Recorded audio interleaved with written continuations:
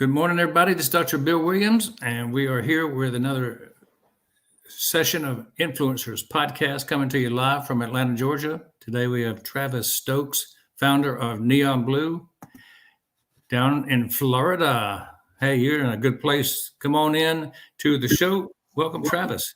Hey, everybody. Thanks for having me. I appreciate it, Dr. Bill. Thanks for the invitation.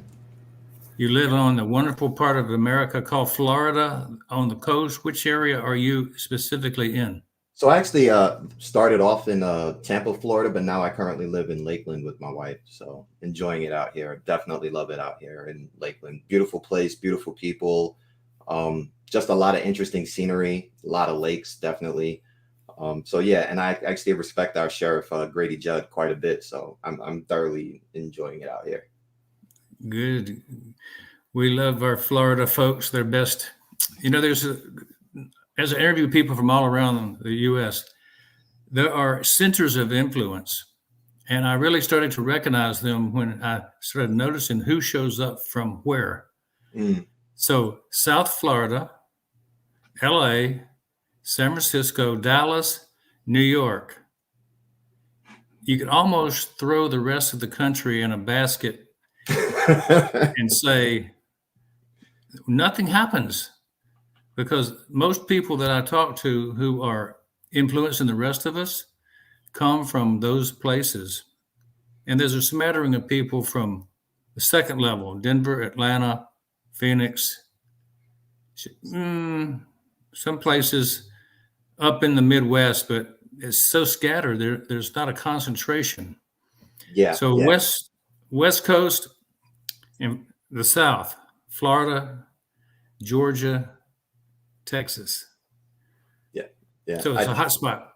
Yeah, I think it's So we want to find out, Travis, what is Neon Blue? How did you get started? What was your reason for founding this company? Tell us what you do. Yeah, so Neon Blue started back in 2018. Started off as myself and a couple other colleagues that I'd worked with. And essentially, it grew from my experience in being in startups, working with managed service providers.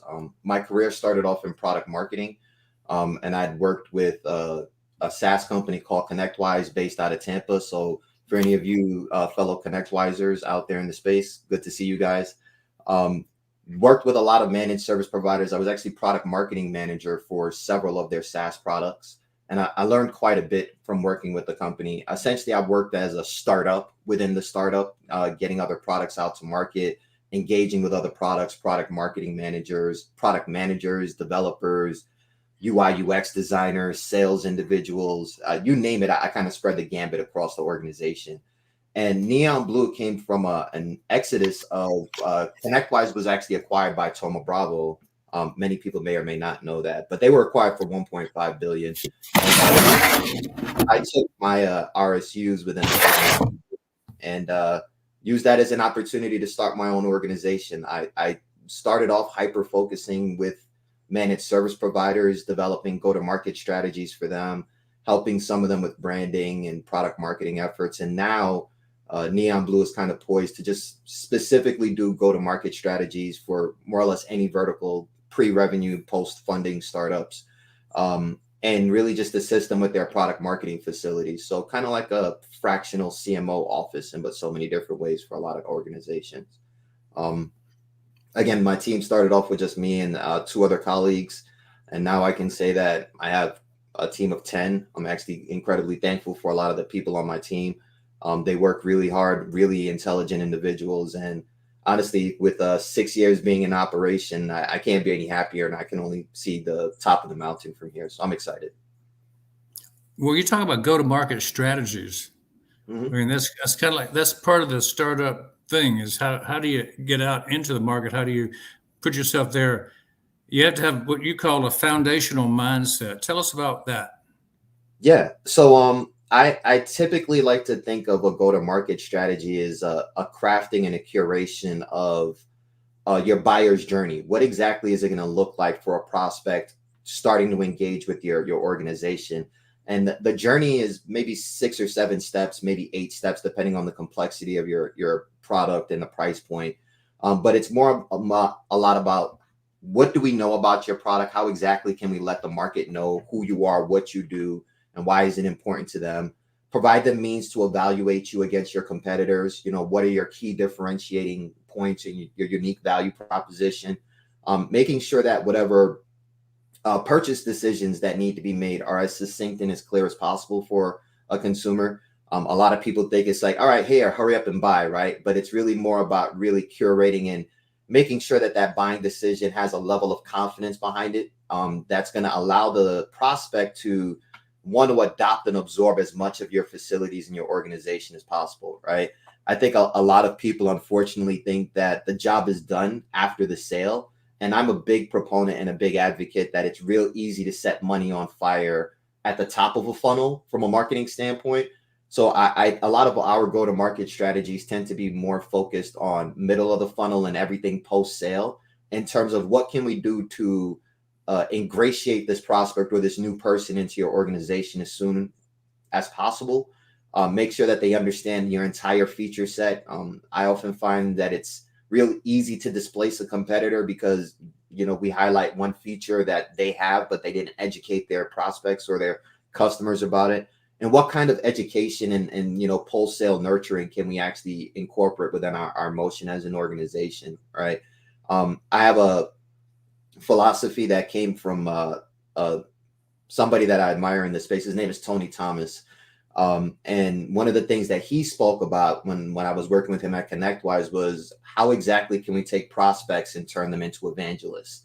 And a lot of what we really try to focus on here at Neon Blue is making sure that whatever go-to-market strategy it is that we create is really making sure that we're maximizing on that prospect to evangelist. One, because it's going to minimize churn within your organization. And two, an evangelist is going to bring you more customers and with so many different ways. And ultimately that minimizes your customer acquisition cost, minimizes the needs to kind of spend a whole bunch of money at the top of the funnel, and ultimately allows you to optimize things within your organization that, you weren't necessarily considering at any given point in time. So that's the long and short of it. Happy to go into, further details about the specifics on that. But our ideal philosophy here at Neon Blue is we try to find strategies that don't require immediate spend at the top of the funnel. We try to refine and go for ways that are going to maximize impact. So when you do have a budget to spend at the top of the funnel, we can ensure that that is actually the best spent dollar possible and maximize the return on that investment for you. Travis, that was a treatise on excellence right there. You gave me the whole 8 in your list, I think, didn't you? Give or take, I think so. And there's one I wanted to pick out. I think that I don't hear this very often. We know how to displace the competition. Mm-hmm. That is a point that is missed by a lot of people. They don't know how to displace the competition with specific tactics. Yeah. You talk about a strategy, but it takes tactics to actually do the work. Yeah, absolutely. So what are 2 or 3, when we get to talking about success secrets, don't forget to cover that point. That's going to be a good one. Definitely. I want to know what happens when Travis is working on these things and it doesn't work. So to bring you back down to earth, because you speak like you're probably a god of marketing, right? And regular people might not can relate to that yet. So I want to bring you down to a level of human for just a minute. Then we can go back to God status. What did you do that was your greatest failure? And how did you get out of that mess to succeed and rise back up? Oh man. So my greatest failure goes back to when I was working with an initial startup, and a lot of this is really understanding the scope of the organization and what resources the actual organization has in place to actually execute on certain things. And this is ultimately where I came to the realization that it's really easy to burn a lot of money at the top of the funnel. You'll hear me say that a couple times, but again, I can't stress that there's no need to spend money at the top of the funnel until you make sure that everything else behind it is working accordingly, right? So we had developed a great ad campaign for an organization. launched maybe about $2 million worth of ads, give or take. And we found out really quickly that the sales team was not able to get through all the leads as quickly as possible, right? And all that did was essentially create a database of leads that eventually went cold because we could only get to them at X% through day per week, right? And the caveat of doing that is, one, I educated the consumer and the prospect about this problem, how to potentially solve it. And because we weren't able to engage them at a velocity that they would want to get an engagement level at, I kind of helped our competition out in so many different ways, right? So you drove them to somebody else who could serve them today. Right. And that is a big problem, right? One, because that guy's customer acquisition cost was non-existent, right? But we spent all this time and effort, and it wound up causing a lot of bottlenecks within the organization. The people that did purchase, which was great, that we couldn't get through implementations fast enough. The support team became over inundated with new tickets, which is problematic. And it was just one of those things where, in hindsight, now one of the things that we do is we do a kickoff meeting with every single department versus just the respective department heads. And a lot of that brings to light or surface level, what these teams are actually capable of doing, what their velocity is, how do they like to work.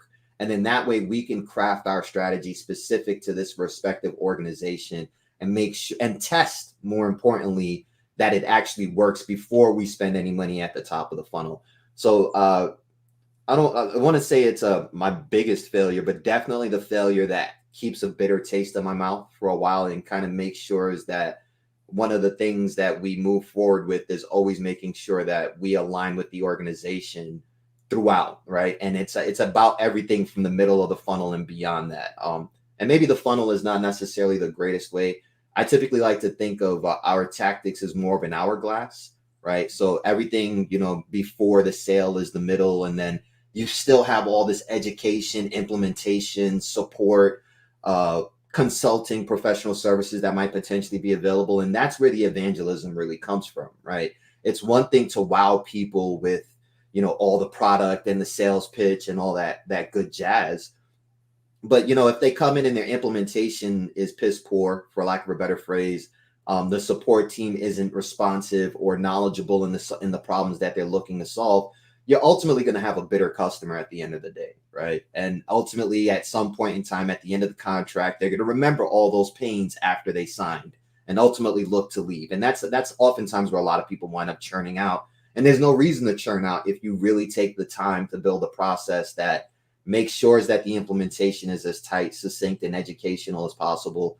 Make sure that your professional services team are educated across the different levels of maturity that an organization might be in, and be able to help scale their use of the platform in any shape, form, or manner.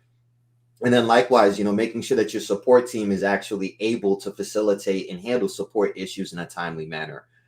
So these are things that from that one experience, a lot of learnings. And I'm humbled to have an experience that gave me so much food to kind of chew on and learn from. Oftentimes it takes a couple more knocks at the wood before you get that lesson. But I got a valuable lesson from that one. Fortunately, my client, my partner rather, was incredibly understanding of what was going on and gave us the opportunity to kind of rectify that. So the next go round, after 6 months of heavy investigation and working with the individual departments, we were actually able to relaunch and actually recoup a lot of that lost investment, for lack of a better phrase. So, Travis, you're really hitting the nail on the head. Our listeners right now are very familiar with this scenario of overpromising and underdelivering. When you have companies that don't give out the expectation, you lose that gem, that thing when you first started out. You go, it's going to be ready. Vaporware is going to be ready. Vaporware, it's going to be ready in 2 months. Right. And 2 years later, when it finally rolls out in a functional piece of software, it's like, where did all that marketing get you? So I know people can relate to that, and it's so important. And I like your analogy of the hourglass. where you've got the pre-sale. The sale is the little nozzle in the middle. In the end, you got to still have a whole bunch of service and follow up. Yeah, Yeah. great. That's an excellent analogy. What about people in general? Companies that you've seen that failed, or situations in companies that failed? Give us some more reasons why people don't make it to the top. Uh, Humbly speaking, I think strategy is definitely a big thing. I think a lot of people have a lot of tactics going on, but those tactics don't align to a succinct strategy, right?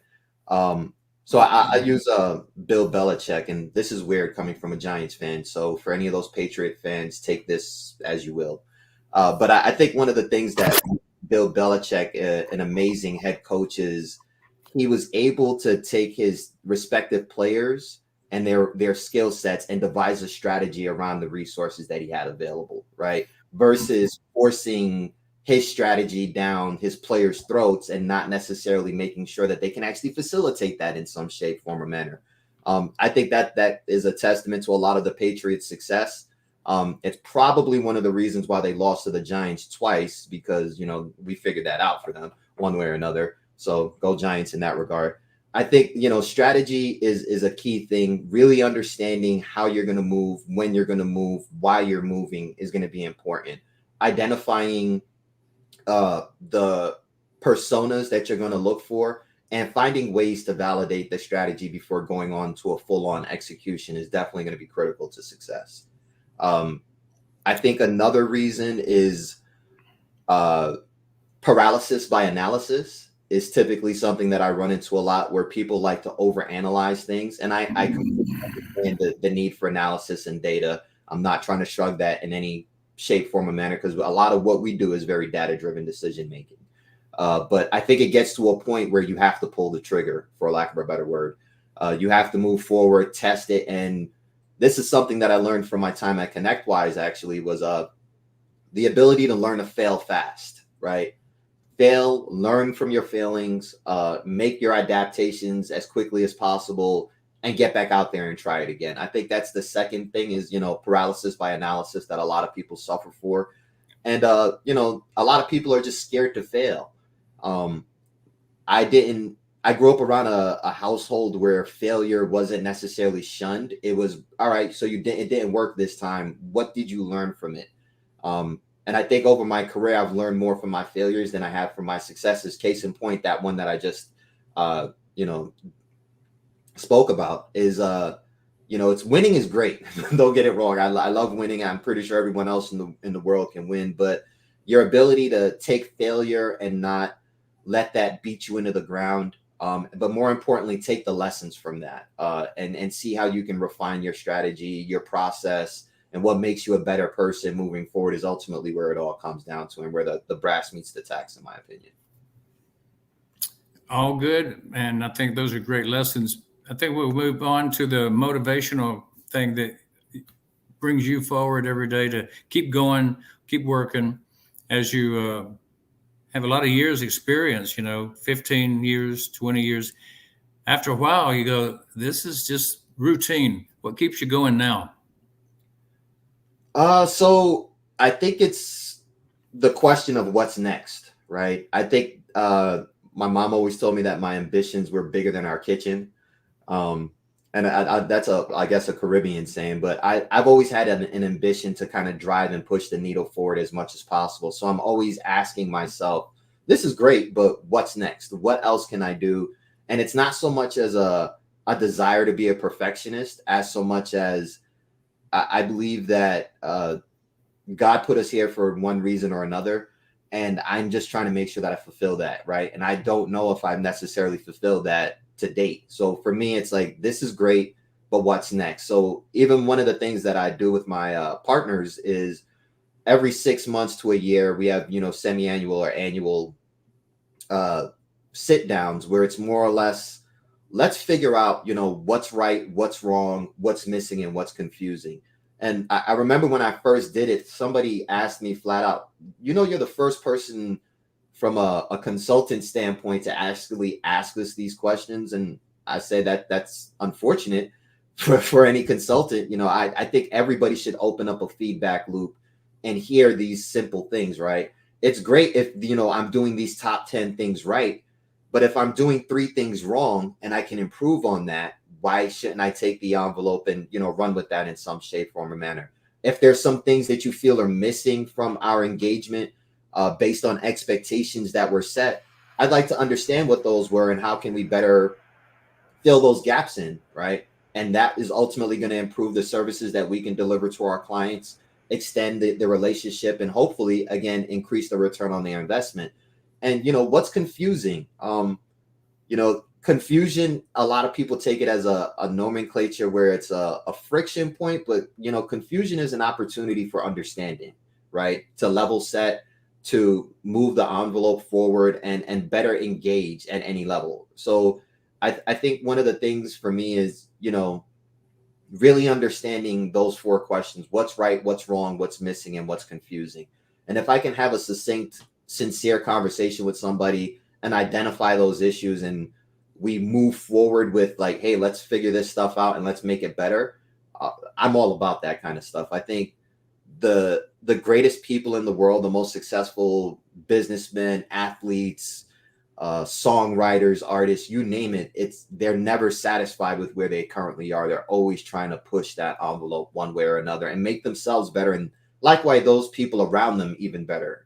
So I think that's what motivates me. Travis, I can tell that you're a man of depth, and your mama was right.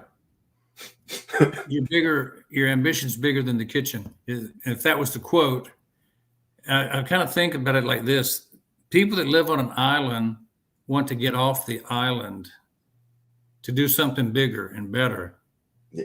People that live off the island want to go to the island to get away from what they found.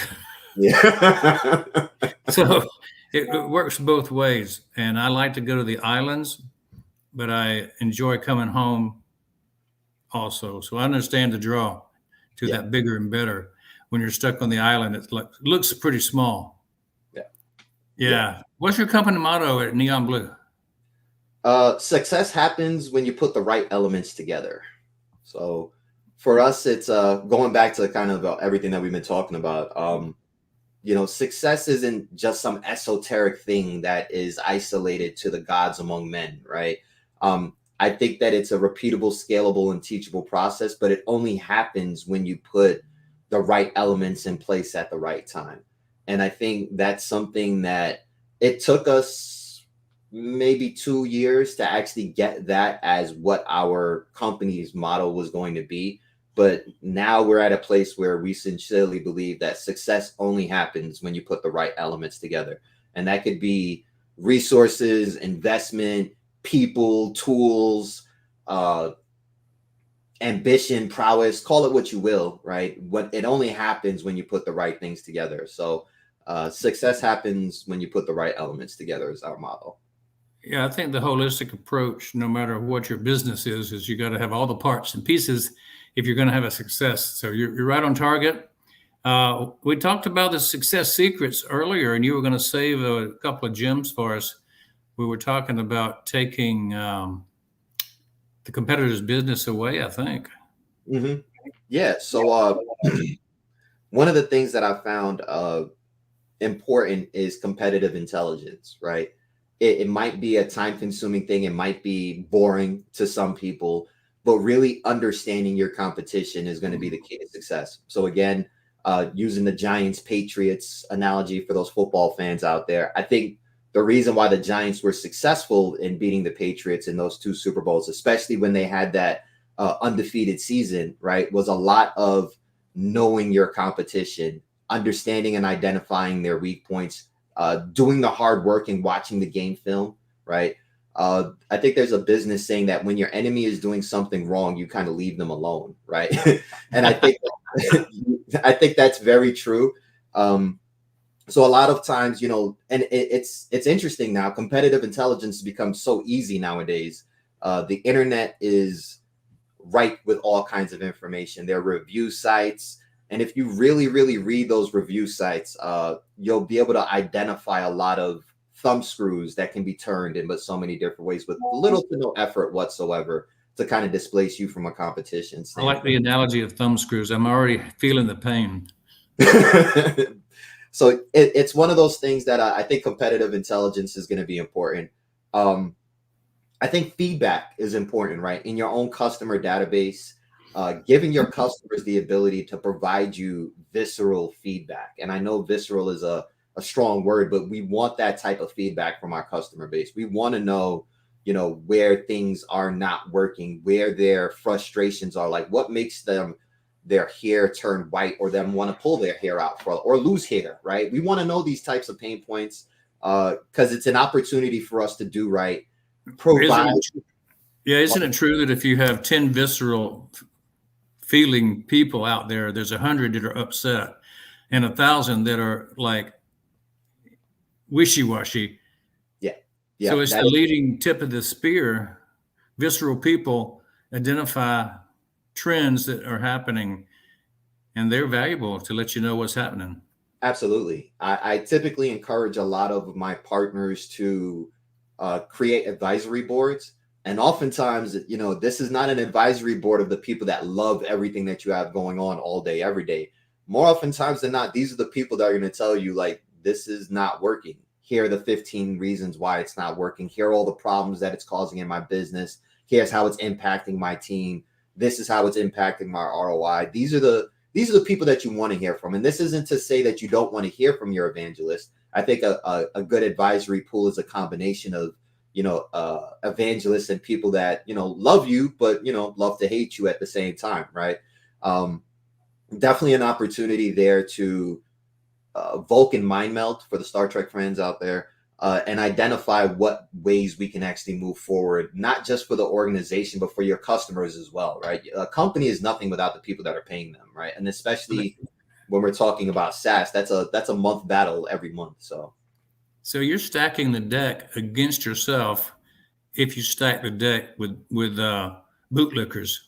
Yes, entirely so, because they will never tell you when you're doing anything wrong, right?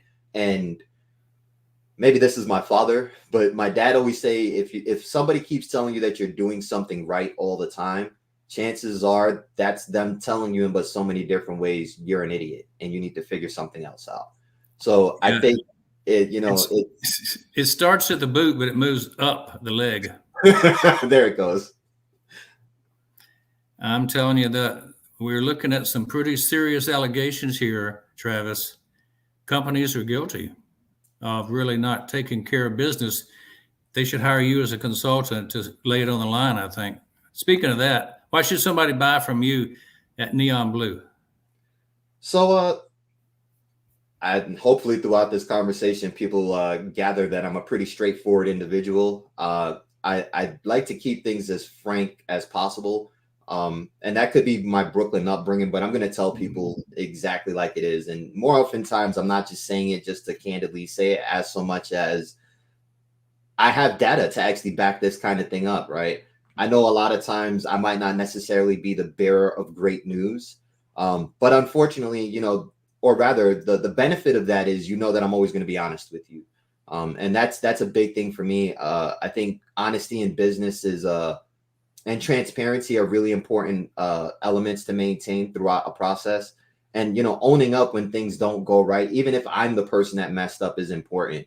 I'm humble enough to know that, I'm not perfect and I'm not striving for perfection, but I am striving to be 1% better every day.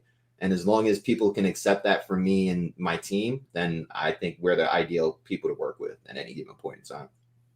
Travis, I knew when we started we wouldn't finish this in 30 minutes.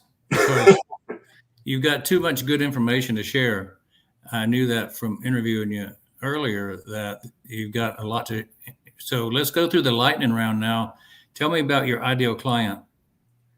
Ooh, somebody who thinks and believes sincerely that their company is more than the products and services that they're giving out to the market. Somebody who understands that there's a brand, there's a persona, there's a personality to whatever it is that they're doing, and what can we do to actually bring that to life in the market is going to be somebody that we thoroughly enjoy working with. So how do you find these particular ideal guys and girls?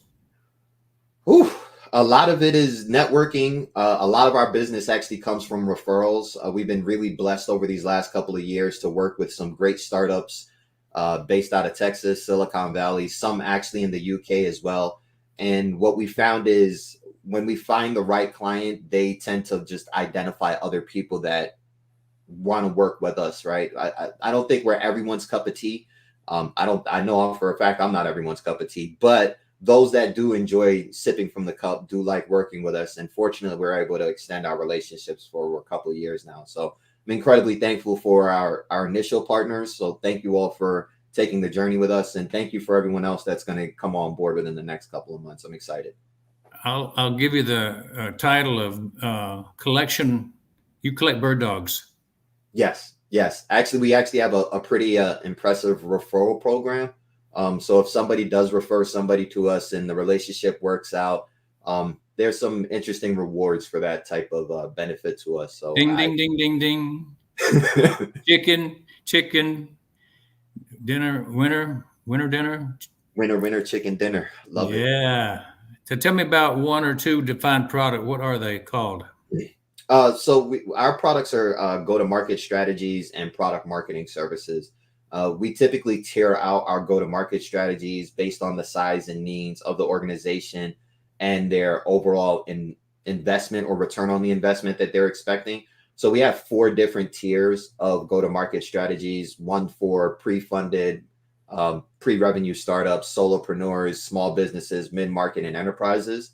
And our product marketing services kind of align with those stacks respectively. So we do everything from channel programs, global expansion, state expansion, you name it. From a go-to-market strategy, we have the capabilities to do that. And then from a product marketing standpoint, my team handles everything from social media content, blog posts. We'll put on webinar content. We do sales enablement, sales trainings, support trainings. As long as we have the ability to get the information and the data that we need, my team is pretty much able to facilitate and be if not an extension to an already existing marketing organization, we could probably put the facilities in place so that when you do start hiring marketing personnel for full-time employee standpoint, they can hit the ground running sooner rather than later. Yeah. You're full service, obviously, and you advise as well as perform. What about your online platform? Can you name one that you like the best? DeskRig. I love DeskRig with a passion. So for those of you who aren't familiar, DeskRig is a web solution that allows me to put on presentations, information in a much more professionally digital manner. I can take the content, repurpose it in but so many different ways. Amazing company, amazing people to work with, really, really creative individuals. The CEO and founder, Garen Parkins, is a top-notch individual. I have nothing but great things to say about him. So if anybody wants to know one of my top favorite thing to work with, it's definitely DeskRig. Okay. Outside of that, we're a HubSpot program partner. Outside of that, we kind of spread the gambit on a bunch of different things. So, we're pretty much software agnostic at this point in time. But if you had to ask me what's my number one favorite thing, DeskRig. So definitely check out. Good. That's a gem to share. A lot of people have not heard of that. What are you grateful for today, Travis? Grateful for waking up this morning, honestly. I know that seems simple, but I'm grateful for the opportunity to engage my partners and provide the services that we provide. I'm grateful for the learnings that we've learned across the way. When we first started Neon Blue, we were doing everything from advertising, branding, website development.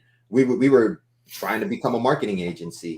And through a lot of our learnings and educations, the riches are in the niches. I'm thankful for the ability to know that we're just hyper focused on developing go-to-market strategies and assisting with product marketing facilities. And, that's where we found our success in. That's where our partners are most happy with what we're able to provide.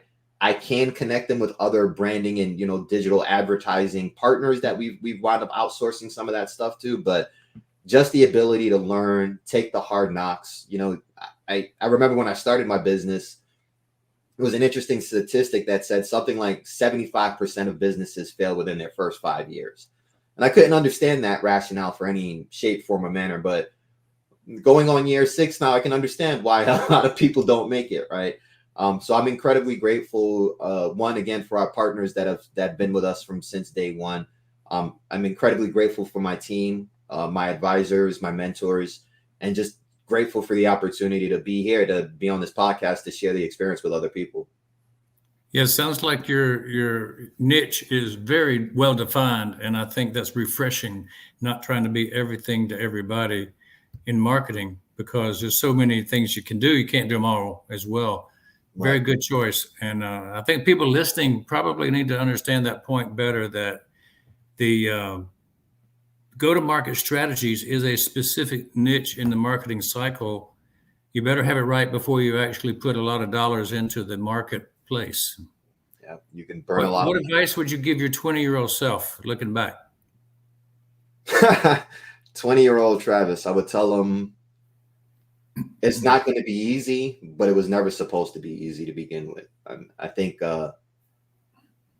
if life is on easy mode, then the end of your life will be hard. Whereas if you put the effort in now and do the hard work now, the tail end will be easier. So 20-year-old you, it's not supposed to be easy, and it never was supposed to be easy. And this generation wants the easy button, don't they? Yeah. You and I probably would tell them the school of hard knocks teaches better lessons than pushing a lot of easy buttons. Yeah. What's the reason for being impactful to you, Travis? So being impactful to me is looking at an engagement and realizing that the entire organization was uplifted throughout our efforts, right? The sales team got quality leads. The implementation team was able to go through and identify the best path to implement these particular individuals and implement them in such a way where it's easier to offer other services to them, because now they're so fully ingratiated with the platform. It's like, what's next? What do you guys have coming down the funnel? I think that's a miss point for a lot of organizations, where they kind of rush through their implementation. Uh, their client doesn't necessarily know how to maximize the use of the application or the solution.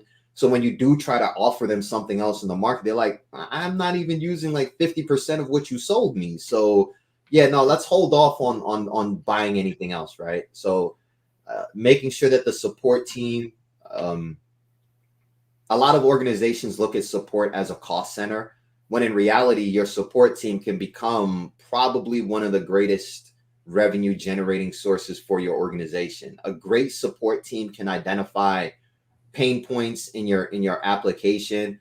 They can work with your development team to improve these bugs sooner rather than later. They can probably identify enhancements based on the hundreds, if not thousands, of conversations that they're having with prospects day to day about how the application's actually getting used. And a good support team is probably going to be your best advocate. One of the things that I find in the market is support teams, support is probably one of the biggest churners of an organization. So whatever we do, I just like to make sure that every department is uplifted and their high fives going around the organization. So Excellent stuff. You know, the impact you're having on team, staff, companies is dramatic. I'm sure. I want to change focus a minute, and I know something about you that we talked about, and things that you want to be remembered for. They don't always revolve around business and marketing. They have to do with the, the the environment, the planet, the things around you. And you have something called the Salty Soul Foundation that you've been working with. Tell us in a minute, what's that about? yeah, so the Salty Soul Foundation is an initiative to protect the locals. We go and we have beach cleanups. We've been doing this for several years now, and we've collected tens of thousands of pounds of just trash from our coastal line here in Florida.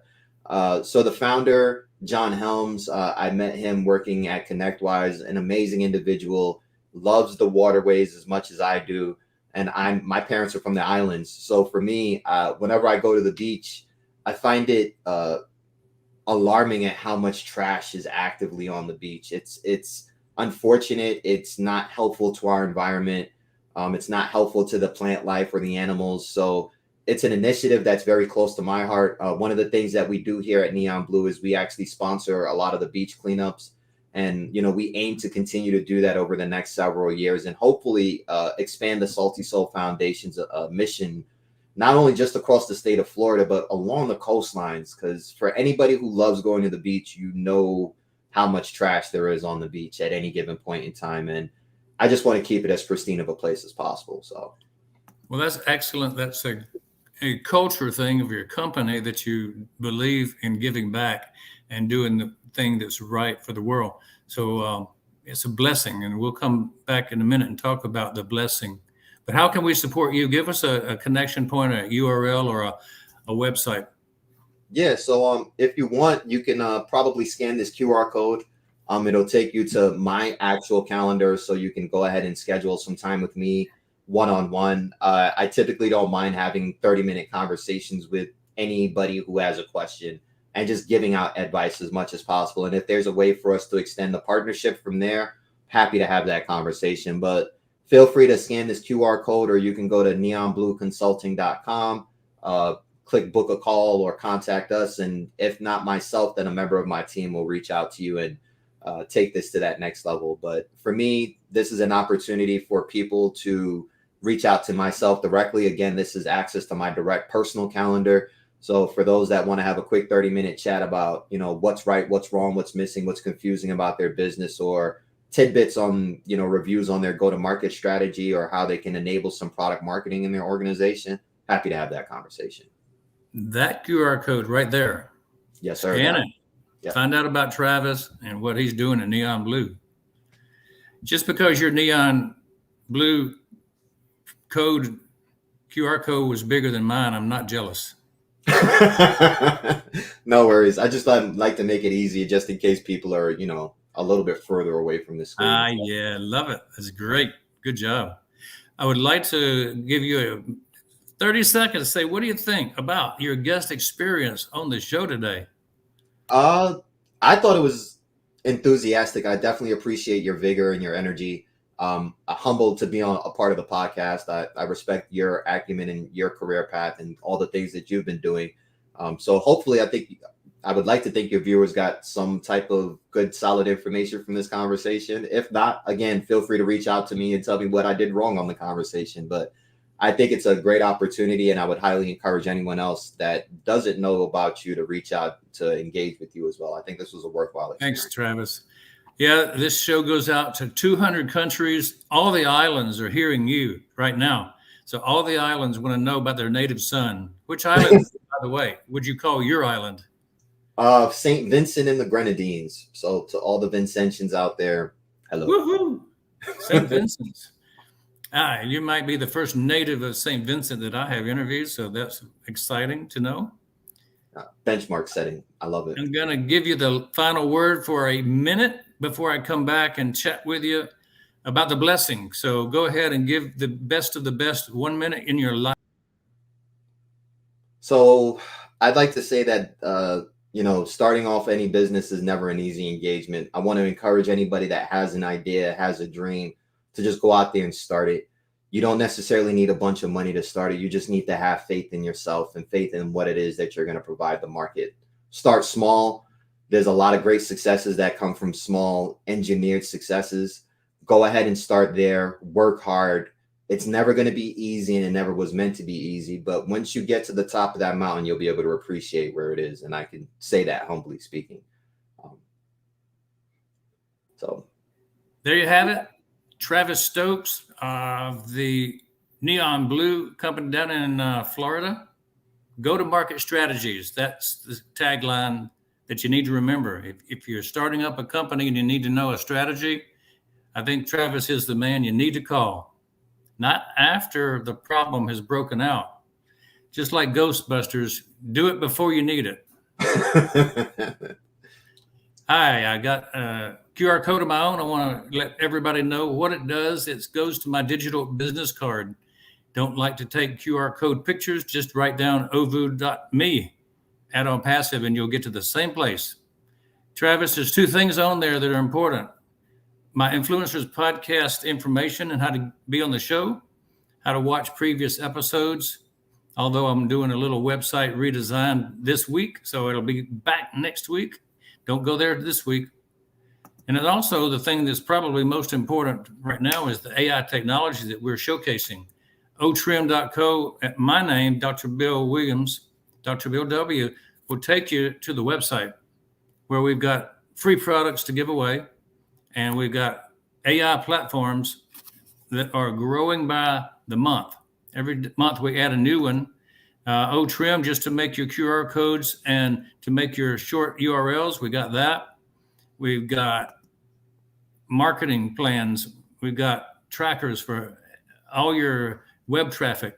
But this is the one I want to share with you today, Travis. This is the last thing I'm going to mention and talk about as far as our AI technology. We have a GoFundMe type of a platform, startup, nonprofit, innovation lab platform where you can bless people to help them get started. So it'd be wonderful for something like your beach project to have people support through having the marketing through the Bless platform to get awareness, and then they can do funding if there's funding needs associated with any particular company or startup or charity or church or a mission trip. So we have a multifunctional Bless platform. And I think it's going to be exciting because we're giving it away free. We don't take any money when you raise funds. So 100% of what you raise will go to that company. So again, Bless will be something we bring out in the next couple of weeks, months. And when it's ready, we already have seen it, but we haven't released it to the public yet. But when it's ready, it'll set the world on fire for fundraising and startups. So I want to share that with you because of your involvement with that Salty Soul Foundation, and it's going to be a biggie. Thank you for being on the show, the Influencers Podcast today, Travis. It's been fun. I enjoyed your input. Thank you for having me. I appreciate it. I'm looking forward to seeing Bless come out to market. So definitely keep us in the loop with it. I'm pretty sure there are a couple other ways that we can leverage it as well. There are plenty of startups out here that struggle with funding, finding investors. So definitely a lot of opportunity out there with that. So I'm glad that you're bringing that to market. Thank you for that. Absolutely. Well, it's been a pleasure, and I look forward to seeing you again on the Influencers Podcast. Take care, everyone. Be sure to tune in for our next show coming up in a short time. Cheers. Cheers.